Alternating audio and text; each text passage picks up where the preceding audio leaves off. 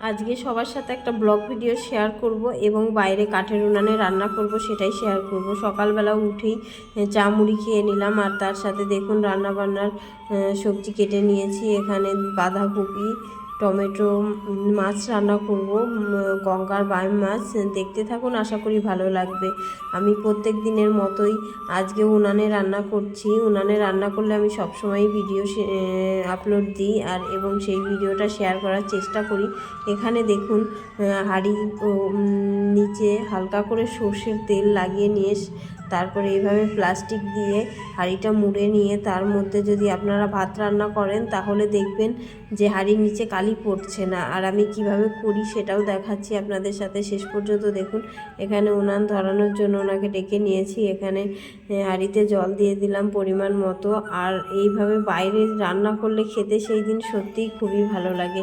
গ্যাসের রান্নার থেকে আমার উনুনের রান্নাই খেতে ভালো লাগে। একটু কষ্ট হলেও মাঝে মধ্যে করি, খুব একটা করি না, যখনই করি ভিডিও শেয়ার করি। এখানে দেখুন বাঁধাকপি রান্না হচ্ছে, আলু ভেজে নিলাম। আলু, টমেটো, মটরশুঁটি, লঙ্কা সব কিছু দিয়ে বাঁধাকপি যেভাবে রান্না করে সেইভাবে বাঁধাকপিটা রান্না করে নেব। আজকে বাঁধাকপিটা একটু ভাজা ভাজা করব। আর এখানে দেখুন বাম মাছ, এটা মেয়ের বাবার বন্ধু পাঠিয়েছে, উনি সেই মাছই রান্না করব। এখানে দেখুন লবণ আর হলুদ মাখিয়ে নেওয়া হলো, আর মাছের জন্য সবজি কেটে নেওয়া হয়েছে যেগুলো লাগে। পেঁয়াজ রসুন দিয়েও অনেকে করে, কিন্তু আমি আদা আর জিরে দিয়েই করব। এখানে দেখুন কড়াইতে সর্ষের তেল দিয়ে দিলাম আর মাছগুলো ভেজে নেব। আপনারা কি এইভাবে রান্না করেন অবশ্যই কমেন্ট করে জানাবেন, যারা এইভাবে রান্না করেন। আর এটা হচ্ছে লোহার কড়াই, তাই লোহার কড়াই এরকম কালোই হয়। অনেকে বুঝতে পারবেন না যে কড়াইটা কালো কেন, অনেকে হয়তো জানেনই না।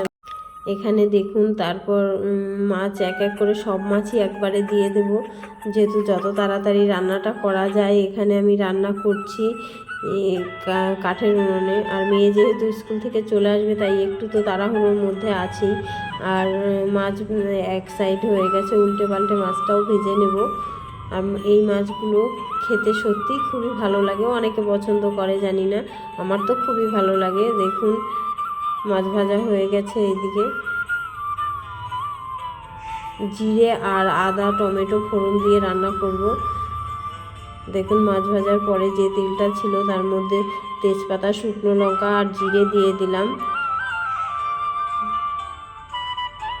আর আগে আলু আর বেগুনটা আগেই ভেজে রেখেছি, টমেটো দিয়ে দিয়েছি, কাঁচা লঙ্কা দিয়ে দেব।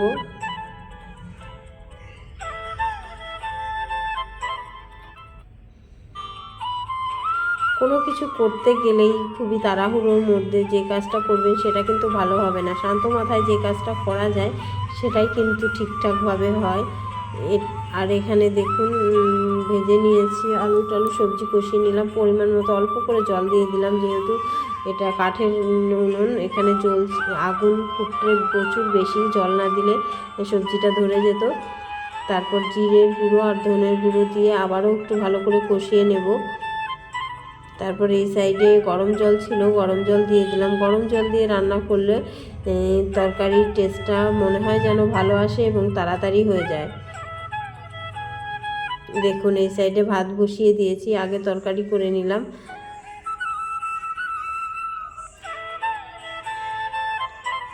তরকারিও হয়ে গেছে। আর এই সাইডে দেখুন বাড়িঘর, বসন্তকাল যেহেতু প্রচুর পরিমাণে পাতা পড়েছিল, আপনাদের আগেই দেখিয়েছি। এখনও এই সাইডটা পুরো পাতা পড়ে রয়েছে, ওই রকমভাবেই অনেক পাতা পড়েছিল, সেগুলোই পরিষ্কার করা হচ্ছে। কিছুটা পরিমাণে পরিষ্কার হয়েছে। আর এই সাইডটা দেখুন পুরো পাতা ভর্তি আছে। আমি বাইরে এসে বান্না করলাম। আর এইদিকে দেখুন আমি পিছনে লিচু গাছ হয়েছে, তার মধ্যে অনেক মুকুল এসেছে।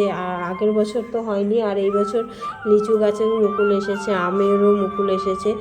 প্রত্যেক বাড়িতেই হয়তো আম গাছে মুকুল এসেছে। আগের বছর আম গাছে আম হয়েছিল, আমি ভেবেছিলাম এবছর হবে না, কিন্তু দেখলাম এবছরও হয়েছে। আর এদিকে দেখুন বাড়িঘর পরিষ্কার হচ্ছে, মেয়ের বাবা ওগুলো ধুয়ে দিয়েছে উঠান সান। আর আমি দেখুন ভাত রান্না হয়ে গেছে, সব ঘরে নিয়ে চলে আসলাম। সকালে খাওয়া দাওয়া করে নেব, তারপর মেয়ে এসে যাবে, মেয়েকে খাওয়াবো। আর এখানে আমার শাশুড়ি মায়ের জন্য, ওর দাদা আছে তার জন্য একটু মাছের ঝোল দিয়ে দিয়েছিলাম। আর তারপর স্নান টান করে পুজো করে নিলাম। যাই করুন না কেন ঠাকুর ঘরে আসলেই আমার ভালো লাগে। আর যতক্ষণ না পুজো টুজো করবো ততক্ষণ মনটা ভালোই লাগে না। এখানে দেখুন পুজো করা হয়ে গেছে, আর এইদিকে দেখুন এরা খেলা করছে সাইকেল নিয়ে।